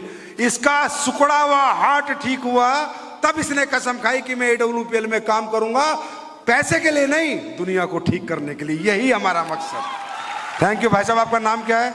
मेरा नाम विपिन कुमार शर्मा हुआ sir. Vipin Kumar Sharma ji, thank you भाई। अरे भाई साहब ताली तो बजा दो यार, इतना बड़ा रिजल्ट है। हेलो जी सर। हाँ, मेरा नाम सुनील कुमार है, मैं नालंदा जिला से बिलोंग करता हूँ। नालंदा जी। मेरा लीवर फैटी स्टेज 2 पर चला गया था। स्टेज 2? जी। तीसरी पे फाइब्रोसिस हो जाता है? जी सर। तो मैंने 2-3 जगह डॉक्टरों से दिखाया, पर जो है अंग्रेजी दवा लिखने से कोई फायदा नहीं रहा, बराबर पेन बनता हुआ रहा। तत्पश्चात हमने माने हार पार के मेरा जो एक मित्र जो है हमारे बीच यहाँ सभागार में उपस्थित हैं, चंद्रभूषण प्रसाद जी ने बताया कि हमारा जो है आयुर्वेदा का दवा खाएं, और मैंने लिवोडॉग और इम्यूनिटी पावर प्लस तुलसी तीनों का इस्तेमाल करने के बाद हम आज बिल्कुल स्वस्थ हैं और मैंने हमको ठीक हो गए आप? बिल्कुल ठीक हैं, और हमें कंपनी सिस्टम के आयुर्वेदा पर बहुत विश्वास है और आगे भी हम लोगों को भी प्रोवाइड करते रहेंगे। कैसी तालियां होनी चाहिए यार, तुम्हारे देश का आयुर्वेदा है, मैं विदेश से थोड़ी लेके आया हूं कोई दवाई। थैंक यू भाई साहब। जी सर। फैटी लीवर, जी जी मैडम जी। मेरा नाम विजय लक्ष्मी है, मैं पटना से हूँ। मैं इससे पहले स्वास्थ्य विभाग में जॉब करती थी, तो मैं 12 साल पहले ही रिटायर की हूँ। उस टाइम मैं नाइट ड्यूटी करती थी तो मैं डायलोना ले लेके करती थी, इतनी पैर में दर्द होती थी। क्या लेते थे? डायलोना इंजेक्शन। इंजेक्शन लेके ड्यूटी करते थे? जी, इंजेक्शन ले लेके ड्यूटी करती थी, और फिर दिन में हम कहते कैसे चलेंगे, रात में तो हम इंजेक्शन लेके ड्यूटी कर लिए। तो कुछ कैल्शियम देते थे, इवियन देते थे, वो खिला खिला के डॉक्टर लोग मुझे रखते थे। वैसा ही करके मैं रिटायर भी हो गई हूँ। फिर घर में रहने लगी तो थोड़ा सा मालिश वालिश करती थी, ज़्यादा दर्द होता था डॉक्टर के पास जाती थी, डॉक्टर कुछ दवाइयाँ लिखते थे, एक्सरे करवाते थे, जांच करवाते थे, कुछ दिन थोड़ा ठीक रहती थी, फिर हो जाते थे। कितने साल तक ये रहा? जी सर। कितने साल तक रहा ये? 73 साल को हूँ मैं। नहीं, कितने साल तक ये प्रॉब्लम रही? 12 साल पहले से था। 12 साल पहले से था। अब बताओ फिर। जी 12 साल पहले से थी। तो अभी मतलब फिर रिटायर होने के बाद फिर मैं घर में रहने लगी, तो थोड़ा सा फिर जब दर्द होता था डॉक्टर के पास जाते थे, एक्सरे करवाते थे, खून वून जांच करवाते थे कि क्या दिक्कत है, कहते थे घुटना घिस गया है इसीलिए आपको दर्द होता है, इसमें दवाई खाइए ठीक हो जाएगा। लेकिन दवाई से ठीक नहीं हो रही थी। अभी अप्रैल के महीना में मेरे साथ ऐसा हुआ कि मैं 1 डेग चल नहीं सकती थी। अप्रैल में? जी, ये जो अप्रैल गया है? जी, खड़े खड़े बाथरूम करती थी, 1 डेग चल ही नहीं सकती थी। वैसे हालत में सीमा जी हैं, कह रही है मैं खड़े खड़े बाथरूम में करती थी। एक महिला है, ये हमारी माँ के बराबर है, 73 एज है। क्या प्रॉब्लम थी कि खड़े खड़े वो वॉशरूम जाती थी? हाँ। सोचो। तो इसी में हमारी सीमा मैम इसमें टॉप लेवल पर हैं। उन्होंने एक दिन फ़ोन किया, आंटी आप कहाँ हो? हम घर में हो, क्या हाल चाल है? बहुत बुरा हाल है, मेरे तो उठ बैठ भी नहीं हो रहा है, से डॉक्टर से दिखाए हैं हम, सुबह शाम रोज दर्द की दवा खा रही हूँ लेकिन उससे कोई फायदा नहीं, पैर में जलन भी हो रही है, क्या करूं? कोई खाना बना के देने वाला नहीं है, किराएदार है, वो रोटियां दे के जाती है, वही खा खा के मैं रह रही हूँ। वही सीमा जी आई और अपना आर्थोडॉक, थंडर ब्लास्ट, ओमेगा 3 लेके आई, पंच तुलसी, और अरे जोर से अल्लाह मचना चाहिए भाई। और मुझे दवा दिखाई भी नहीं, किचन में मेरे गई, पानी गर्म करके लाई और मुझे पिला दी एक बच्चे की तरह। हम बोले भी उनके कि आज आप मेरी मम्मी बन गई हैं। तो बोले पैसे कितना हुआ? बोली आंटी पहले ठीक हो लो तब पैसे देना, ठीक नहीं होगा कोई पैसे नहीं देना। कौन है इनके लीडर भाई? इतनी कॉन्फिडेंस, गुड। मैं 3 दिन में मतलब सोती थी नहीं रात में। 3 दिन दवाई खाने के बाद मैं सोने लगी। तब मैंने कहा कि नहीं, दवाई में दम है, मैं इसको खाऊंगी। 10 दिन में मैं घर में चलने लगी। 1 महीना खा के मैं रोड पर चलने लगी और मैं बाथरूम बैठ के फिर जाने लगी। अब ठीक हो आप? अब बिल्कुल ठीक हो सर मैं। चलो आशीर्वाद दो, फिर सिर पे हाथ रखो, आप पड़े हो। Thank you, God bless you. घुटने ठीक है अभी? ऐसे करके दिखाओ। तेरी गॉड ब्लेस यू, बहुत बहुत बधाई हो, जय बोले की जी। अब ये तो सच है। अरे ये मैं तो कंपनी मालिक हूं, मैं तो सब झूठ बोलता हूं। और बताओ, ये तो आप ही की जनता है, ये बनाया है। और ये ताकत मेरे में नहीं है, इस देश की मिट्टी के अंदर ये ताकत है। ये हमारी ताकत नहीं है, इस देश की मिट्टी में, इसके नेचर में ये ताकत है। भारत माता की ताकत है। इसलिए मैं स्टेज पे आके बोलता हूं भारत माता की, क्योंकि आज जो भी कुछ है हम भारत माता की वजह से। जी बताइए। मेरा नाम रामसुधा देवी है, मैं पटना शहर से बिलोंग करती हूँ और मुझे 30 साल से माइग्रेन का शिकायत था। 20 साल हम खाए दवा विनय कारक, डॉक्टर विनय कारक से, और उसके बाद 8 साल डॉक्टर चंद्रशेखर सर से दवा खा रही थी। और सर बोले कि तुमको पूरा लाइफ दवा खाना पड़ेगा, नहीं तो तुम टेंशन लेगी तो ख़त्म हो जाएगी, तुमको एक दिन भी दवा नहीं छोड़ना है। ऐसी खाते खाते हम ड्यूटी भी किए। अब ड्यूटी से अपना हेल्थ विभाग से रिटायर कर गई हूँ। और इसी बीच हम दोनों, विजय दी और हम एक साथ ड्यूटी करती थी। विजय दी के हड्डी का प्रॉब्लम ठीक हुआ तो हमें बोली कि रामसुधा तुम भी आयुर्वेदा दवाई खाओ और ब्रेन ठीक हो जाएगा। तो उन्हीं के बाद पर मैं आयुर्वेदा दवाई में थंडर ब्लास्ट और ब्रेन डॉग और ओमेगा 3 और बोमेन वेलेंस 3 महीना खाई हूँ और उसको खाने से मैं एकदम चंगा हो गई हूँ और किसी तरह का दिक्कत नहीं है। सो AWPA के thank you so much, God bless you. अब ठीक हो ना आप? एकदम ठीक है, एकदम ठीक है, एकदम ठीक ही होना चाहिए जी। ताली तो बजा दो जी। जी आप सभी को नमस्कार। मैं अनुराधा गुप्ता पटना सिटी की रहने वाली हूँ। 8.5 साल से मैं परेशान थी साइनस की समस्या से। इतना तक हो चुका था साइनस, यहाँ के डॉक्टर बोल चुके थे दिल्ली दिखाइए, दिल्ली एम्स में जाके भी दिखा चुकी थी, लेकिन डॉक्टर बोल रहे थे सर्जरी के अलावा कोई ऑप्शन नहीं है, लेकिन फिर भी परहेज रहना ही होगा। तो सर्जरी दिल नहीं कर रहा था सर कराने का, क्योंकि परहेज ही रहना है तो सर्जरी का मतलब ही नहीं बनता। लेकिन थैंक्स करना चाहेंगे हम एसएन गुप्ता सर को, उन्होंने बताया कि आयुर्वेद दवा लीजिए वो बिल्कुल ठीक हो जाएंगे। अब वो दवा मैं लगभग 3.5 साल हुए जा रहा है, 3 महीना मात्र खाई थी, अभी तक हमको साइनस ऐसा आया नहीं। Thank you. इस दवा पर इतना ज्यादा बिलीव हो गया कि 2 साल पहले हमको एक्सीडेंट हुआ और लिगामेंट मेरा दोनों पैर का टूट गया। क्या हो गया? लिगामेंट टूट गया पैर का। अच्छा। एक्सीडेंट की वजह से। तो हॉस्पिटल में मैं दवा कराई, यहाँ पारस हॉस्पिटल में मैं सर्जरी कराई। 3 दिन का 2.5 लाख रुपया डॉक्टर डिमांड किए। मैं वहां से डिस्चार्ज ली हूँ अपने रिस्क पर, और AWPL के प्रोडक्ट पर मुझे इतना विश्वास था। डॉक्टर डिस्चार्ज नहीं कर रहे थे, मैं खुद से साइन की हूँ एप्लीकेशन देके कि मुझे साइन कीजिए, मैं यहाँ नहीं रहूंगी, मैं अपने घर पर जाके अपने पैरों पर खड़ी हो जाऊंगी। आप यकीन नहीं कीजिएगा, यहाँ मात्र 6 महीने खाई हूँ सर AWPL का ऑर्थोडॉक थंडर ब्लास्ट और जेसी ऑयल लगा के आज मैं अपने पैरों पे खड़ी हूँ। तो ऑपरेशन नहीं कराया फिर आपने? नहीं सर, बिल्कुल ठीक। इतना भरोसा कैसे आपको AWPL पे? बहुत ज्यादा भरोसा, क्योंकि thank you madam, thank you so much. ये सब आप लोगों की ताकत है, आपका प्यार है और भगवान का आशीर्वाद है जी। आप लोगों को मेरा नमस्कार। मैं प्रणाम करना चाहती हूँ गुरुजी, जो आप इतने अच्छे प्रोडक्ट बनाए हैं रामबाण की तरह। मैं 10 साल से यूट्रस प्रॉब्लम से ग्रसित थी। यूट्रस में मेरे गांठ थे, ओवरियन सिस्ट है। मैं स्वास्थ्य विभाग से हूँ, तो मुझे भी पता है कि बिना ऑपरेशन का ये ठीक नहीं हो सकता था, बट मैं ऑपरेशन कराने के लायक नहीं थी क्योंकि मुझे ड्यूटी भी करनी होती थी। तो उसी बीच मुझे डॉक्टर संजीत कुमार से मुलाकात हुई। उन्होंने मुझे सलाह दी है कि ये SLPS का प्रोडक्ट आप यूज करो और एक बार यूज करके देखो। तो मैं गाइनोडॉक, थंडर ब्लास्ट और तुलसी क्लोरोडॉक यूज किया। मात्र 3 महीने में मेरी रिपोर्ट नेगेटिव हो गई, नॉर्मल आ गई। मात्र 3 महीने में मेरे टोटल 15 से 16 हजार रुपए ले गए और मैं अभी बिल्कुल आप लोगों के सामने ठीक हूँ। और मैं SLPS का सभी को प्रमोट करना चाहती हूँ, सलाह देना चाहती हूँ महिलाओं को कि आयुर्वेद अपनाएं और अपना स्वास्थ्य सही रखें। Thank you madam, thank you so much. Uterus में गांठ जी नहीं मैडम, ये मत करो। लक्ष्मी नमस्ते, मैं पटना से हूँ, मेरा नाम अलका कुमारी है।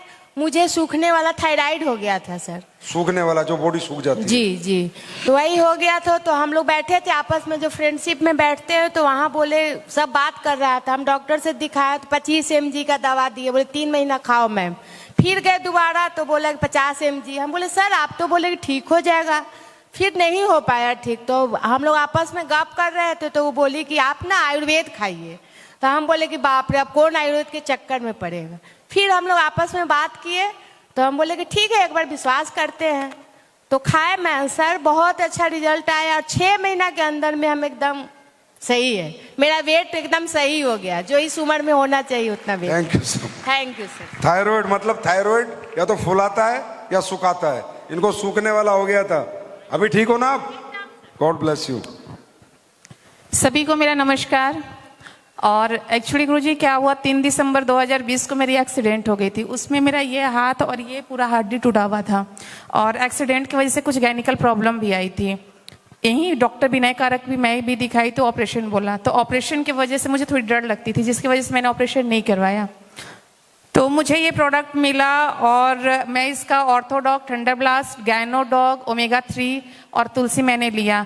रिजल्ट बहुत अच्छा आया। और आज मेरा हाथ जो ऑपरेशन था, उस समय मेरी बेबी मात्र 2 साल की थी, तो ऑपरेशन कराने में भी थोड़ा मुश्किल था। और माफ़ी चाहेंगे गुरुजी, मुझे नेटवर्क मार्केटिंग के प्रोडक्ट पे बिल्कुल भरोसा नहीं था। और थैंक यू करना चाहूँगी अपने हस्बैंड का, जिन्होंने मुझे झूठ बोलकर ये प्रोडक्ट खिलाया। रोशन जी, मेरे हस्बैंड भी आए हुए, रोशन सर। एक्चुअली नेटवर्क मार्केटिंग पे मुझे एक हस्बैंड खड़े हो जाओ। अच्छा गुड, आपने झूठ बोल दिया, चलो ठीक है, पत्नी की जान बचाने के लिए झूठ बोलना बनता है। एक्चुअली क्या है गुरुजी कि मैं इन्होंने नेटवर्क मार्केटिंग पहले कर रखा था, तो जिसकी वजह से काफ़ी लॉसें हुई थी। तो मैंने इनको बोल दिया था कि अगर कोई भी नेटवर्क मार्केटिंग का प्रोडक्ट लाओगे तो मुझे डिवोर्स दे दो, उसके बाद करना। ये हमारे देश की नेटवर्क मार्केटिंग की गाथा है। और इसके प्रोडक्ट के बाद इन्होंने फिर मुझे बताया कि नहीं ये नेटवर्क मार्केटिंग का प्रोडक्ट है। फिर मुलाकात हुआ सोनू से, गुरुजी से, मंजीत गुरुजी से, उन्होंने प्लान बताया। फिर मेरे ही घर में ननद का 8 साल से बच्चे नहीं हो रहे थे, उनकी भी एक लक्ष्मी घर में आई। और उसके बाद भरोसा जागा। और मेरी खुद की फैक्ट्री चलती है लेडीज कॉस्मेटिक आइटम की। मैं इस काम को स्टार्टिंग में पार्ट टाइम किया और आज मैं फुल टाइम कर रही हूँ। मैं पैसे के लिए काम नहीं कर रही हूँ, बस मैं चाहती हूँ मेरा जैसा रिजल्ट आया सारे लोगों का रिजल्ट आए। So thank you, so nice of you, thank you. ये आप ही के लोग थे। क्या बोला मैडम ने? नेटवर्क मार्केटिंग के प्रोडक्ट पे विश्वास ही नहीं था, क्योंकि हमारे यहाँ पर नेटवर्क मार्केटिंग ऐसे ही होती थी। पर अब सुधार आ रहा है। या तो सुधरना पड़ेगा बेटा, नहीं तो जाना पड़ेगा। अब ये देश की जनता पागल बनने वाली नहीं है। अब चलेगी तो इथिकल डायरेक्ट सेलिंग चलेगी। सब कंपनियां काम करो, अच्छे प्रोडक्ट बनाओ, अच्छे प्लान बनाओ, लोगों को फायदा पहुंचाओ, ना कि सिर्फ अपने फायदे के लिए आओ। तो अब तो कॉन्फिडेंस आया होगा। अच्छा लगा या नहीं लगा? ये तो आप ही के लोग थे। ये काम हम लोग कर रहे हैं, ये काम हम लोगों को करना है। अब करना क्यों है? बिहार के लोगों को बताना पड़ेगा क्यों करना है। अरे गरीबी क्या होती है और मजबूरी क्या होती है, अगर ये बात मुझे बिहार के लोगों को बतानी पड़ेगी तो बहुत शर्म की बात है, बहुत शर्म की बात है। क्योंकि बिहार के लोगों ने गरीबी निकाली है पंजाब तक, जम्मू कश्मीर तक जाके, बेंगलोर, मुंबई, दिल्ली जाके, मजबूरियों में अपने घर से 1-1 साल दूर रहे हैं। और जब आपने देखा होगा लॉकडाउन चल रहा था, और जब ट्रेनें थी तो वहां सबसे ज्यादा भीड़ बिहार की थी। मैं नहीं बताऊंगा आपको काम क्यों करना है, आपकी गरीबी और आपके पिता और माता की वो दुखी आंखें बताएंगी कि आपको काम क्यों करना है। करने के लिए तैयार हैं? तैयार हैं? दिक्कतें आएंगी, परेशानी आएंगी, नया नया काम है, नई नई शुरुआत है, पता कुछ नहीं है, लेकिन क्या यहां पर कुछ जानना भी नहीं है। प्रोडक्ट बताना है, हिंदी में बात करनी है, बिहारी में बात करनी है, लोगों से मुलाकात करनी है, सिर्फ यही बताना है ये प्रोडक्ट इस काम के लिए, ये प्रोडक्ट इस काम के लिए, ये प्रोडक्ट इस काम के लिए, सिर्फ इतना ही बताना है और अपने सपनों को पूरे कर जाना है। और मेरे भाई, अगर आप लोगों से बात भी नहीं कर सकते, मुलाकात भी नहीं कर सकते, जाके बता भी नहीं सकते, तो फिर आपके लिए बॉम्बे दिल्ली ही ठीक है। मेरी बात समझ में आ रही है? क्या होगा? कोशिश करके तो देखो, मेहनत करके तो देखो, हिम्मत करके तो देखो, ठान के तो देखो, आखिर क्या होगा? तुम्हारे प्रोडक्ट नहीं बिकेंगे, तुम्हारा काम नहीं चलेगा, तुम्हारी टीम नहीं बनेगी, तो क्या हो गया? कोशिश करके तो देखो, एक बार मेहनत करके तो देखो, तो क्या हो गया? काम नहीं चला तो क्या हो गया? जैसे आज हो वैसे तो कल भी रहोगे, लेकिन सोचो, अगर कोशिश करी और कोशिश कामयाबी में बदल गई और जिंदगी बदल गई तो क्या हो सकता है?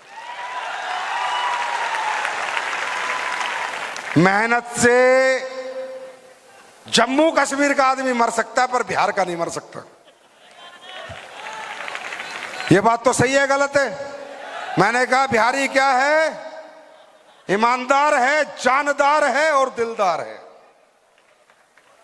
मेहनत तो तुम पहले भी करते थे, लेकिन तुम्हें कुछ नहीं मिला। यहां मेहनत की बड़ी कीमत मिलेगी।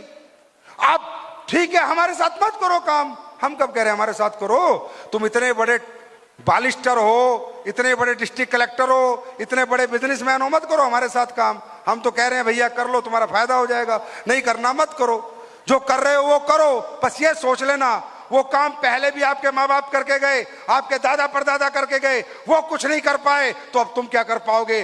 काम बदलना पड़ेगा, रास्ते बदलने पड़ेंगे, मेहनत करने के तरीके बदलने पड़ेंगे। जिंदगी तभी बदलेगी, ना पहले बदली थी ना आगे बदलेगी। रास्ता बदलने को तैयार हो? प्लेटफॉर्म बदलने को तैयार हो? मेहनत करने को तैयार हो? लास्ट क्या हो सकता है भाई? लास्ट काम नहीं चला तो, हाँ है ना? और ऐसे सोचो, चल गया तो चल भी सकता है ना, हाँ है ना? पर ये अंदर से कब आएगा? कब काम कर पाओगे? कब मन करेगा? कब रात दिन? हाँ, मैं बताता हूं, एक आखिरी बात आपको बताता हूं और ये जरूर सुनना। मैं मानता हूं थकावट होगी, मैं मानता हूं नींद मरेगी, भूख मरेगी, प्यास मरेगी। मैं मानता हूं जिस दिन तुम कामयाबी के पथ पे निकलोगे, जिंदगी हसीन नहीं होगी, जिंदगी नरक बन जाएगी। और ये सबके साथ होता है। यहां क्यों हिम्मत छोड़ देते हैं लोग? क्यों हार जाते हैं लोग? काम बुरा नहीं है, काम कर सकते हैं, कामयाब हो सकते हैं, लेकिन जो शुरू के 3-4-5 साल हैं, वो 3-4-5 साल इतने कष्ट के निकलते हैं, इतने कष्ट के निकलते हैं कि वो कष्ट नहीं झेल पाते। बड़े ध्यान से सुनना मेरे दोस्तों मेरी बात, वो कष्ट नहीं झेल पाते और पहले 4-5 साल में निमट जाते हैं। और अगर कष्ट झेल जाते तो कामयाब हो जाते। भाई ये सृष्टि का नियम है, ये प्रकृति का नियम है कि जब जब आप कुछ बड़ा करने को निकलोगे, कुछ कामयाबी के लिए निकलोगे, कुछ बड़ा जिंदगी बदलने के लिए निकलोगे, तो बड़ी मुसीबतें आएंगी, बड़े दुख आएंगे, बड़ी तकलीफें आएंगी और आपको बड़ी कुर्बानी देनी पड़ेगी। क्यों?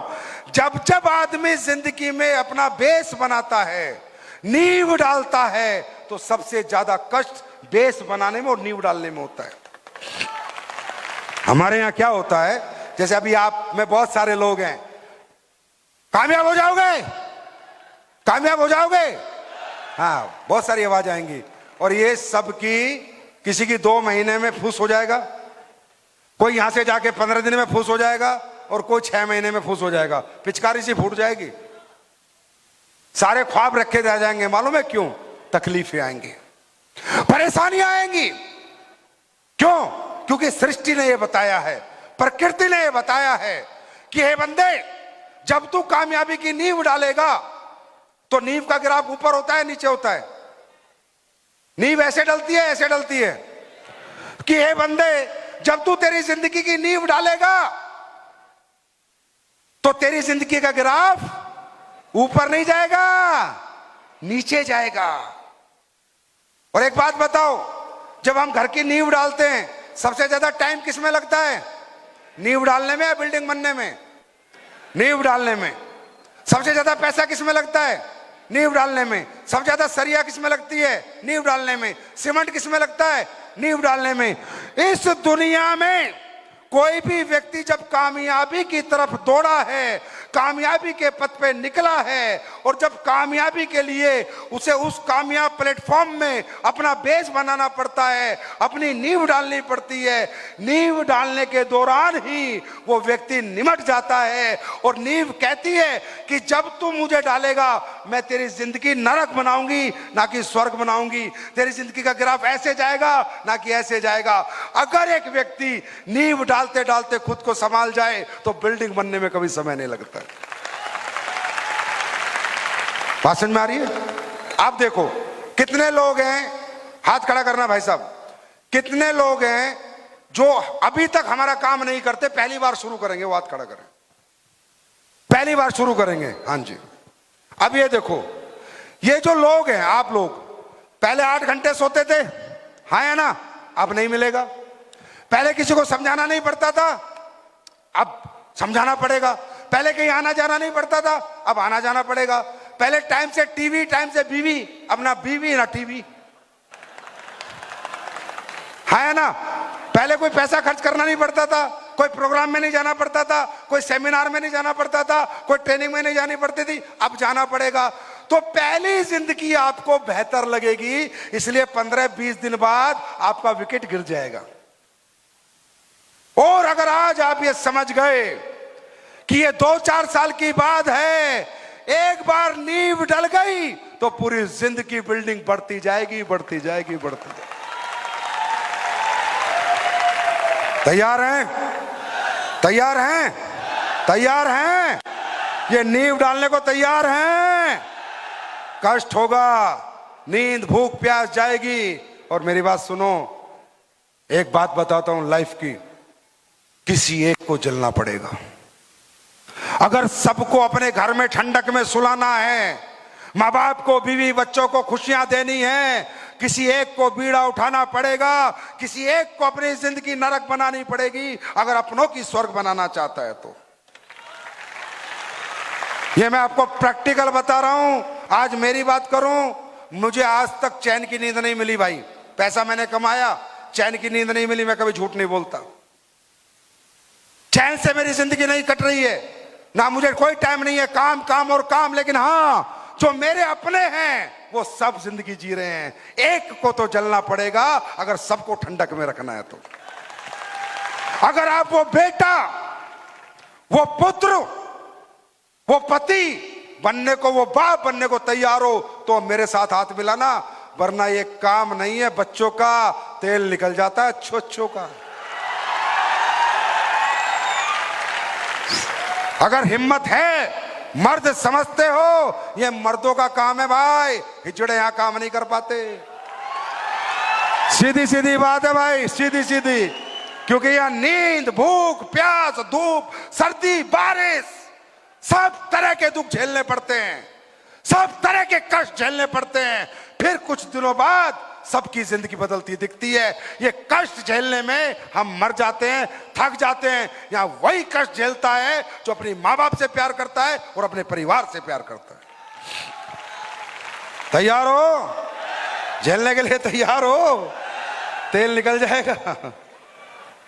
तैयार हो? दम लगेगा, दम, मेहनत लगेगी, पसीना लगेगा, पसीना।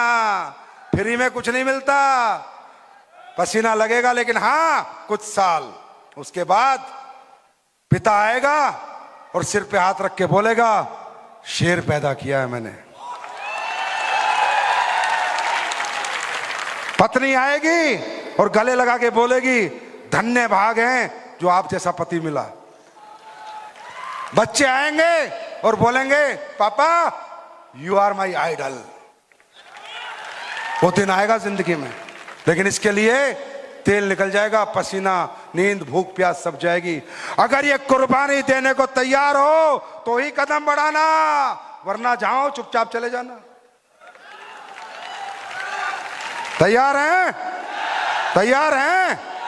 तपना, निखरना है तो तपना, तपना, तपना, और जो तपता है वही चमकता है। कहते हैं ना, गहरी अंधेरी रात हो जाए तो सोचो सुबह बहुत खिलखिलाती हुई, चमकती हुई होने वाली है ना? हर अंधेरे के बाद ही सुबह आती है। तो ये लगेगा आपको, थक जाओगे, हार जाओगे, नेगेटिव हो जाओगे, परेशान हो जाओगे, मन करेगा छोड़ यार, फालतू का काम है, बेकार काम है, कंपनी का काम है, दिल करेगा आपका, कोई आपका रिश्तेदार आएगा, कोई आएगा, छोड़ दे। सिर्फ वो एक परीक्षा होगी आपकी, क्योंकि भगवान दुनिया में सबको करोड़पति बनाना नहीं चाहता। अगर भगवान ने दुनिया में सब कामयाब कर दिए, सब अमीर बना दिए, तो मजदूरी कौन करेगा? ड्राइवरिंग कौन करेगा? धोबी कौन बनेगा? जमादार कौन बनेगा? वेटर कौन बनेगा? सिक्योरिटी गार्ड कौन बनेगा? हाँ, सब लोग कामयाब नहीं हो सकते। परीक्षा शुरू हो जाएगी। जैसे ही यहां से निकलोगे ना, हो सकता है अभी चोट लग जाए, अभी पैर फिसल जाए।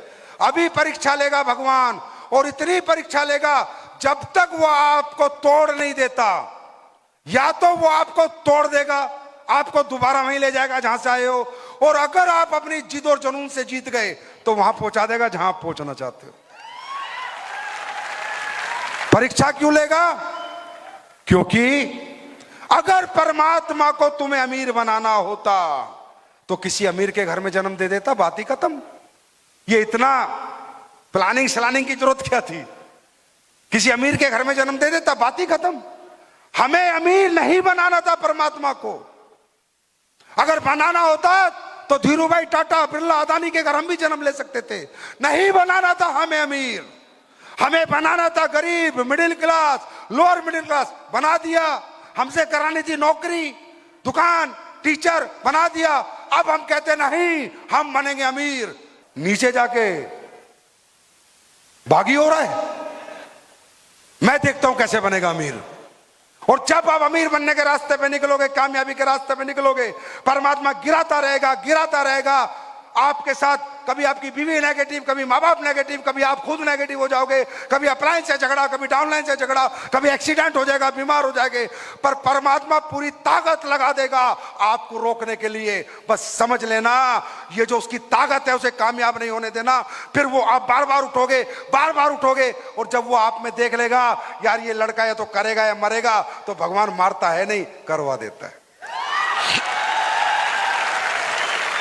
और इसका अगर आप एग्जाम्पल ही जानना चाहते हो तो इतना समझ लो, अमीर आदमी के बच्चों को कभी स्ट्रगल नहीं करनी पड़ी, अभिषेक बच्चन को कभी स्ट्रगल नहीं करनी पड़ी, नवाजुद्दीन सिद्दीकी को जाके स्ट्रगल करनी पड़ी है। अमीर के बच्चों को कभी स्ट्रगल नहीं करनी पड़ती, गरीब के बच्चे ही स्ट्रगल करते हैं। अमीर का बच्चा अभिषेक बच्चन था, फिल्में मिली ना मिली लेकिन मजे ले रहा था, फिल्में मिलती रही। नवाजुद्दीन सिद्दीकी 40-30 साल पढ़ा रहा, उसे फिल्में नहीं मिली, क्यों? गरीब का बच्चा था। मेरे दोस्त, गरीब के बच्चे हो, स्ट्रगल तो करनी पड़ेगी। तैयार हैं? दुनिया जीतने के लिए तैयार हैं? बिहार वालों, दम बच रहा है या नहीं बच रहा? अरे बच रहा है नहीं बच रहा? तो जाओ बताओ अपने अपने गांव में और शहरों में कि नहीं करेंगे मजदूरी, नहीं बनेंगे किसी के साले के नौकर, बनेंगे मालिक। Thank you so much, God bless you, wish you all the best. और उदयपुर टूर के लिए आपको बहुत बहुत शुभकामनाएं, और विजय रथ के लिए आपको बहुत बहुत शुभकामनाएं। तहे दिल से आपका आभार, धन्यवाद, thank you so much, God bless you, thank you भाई।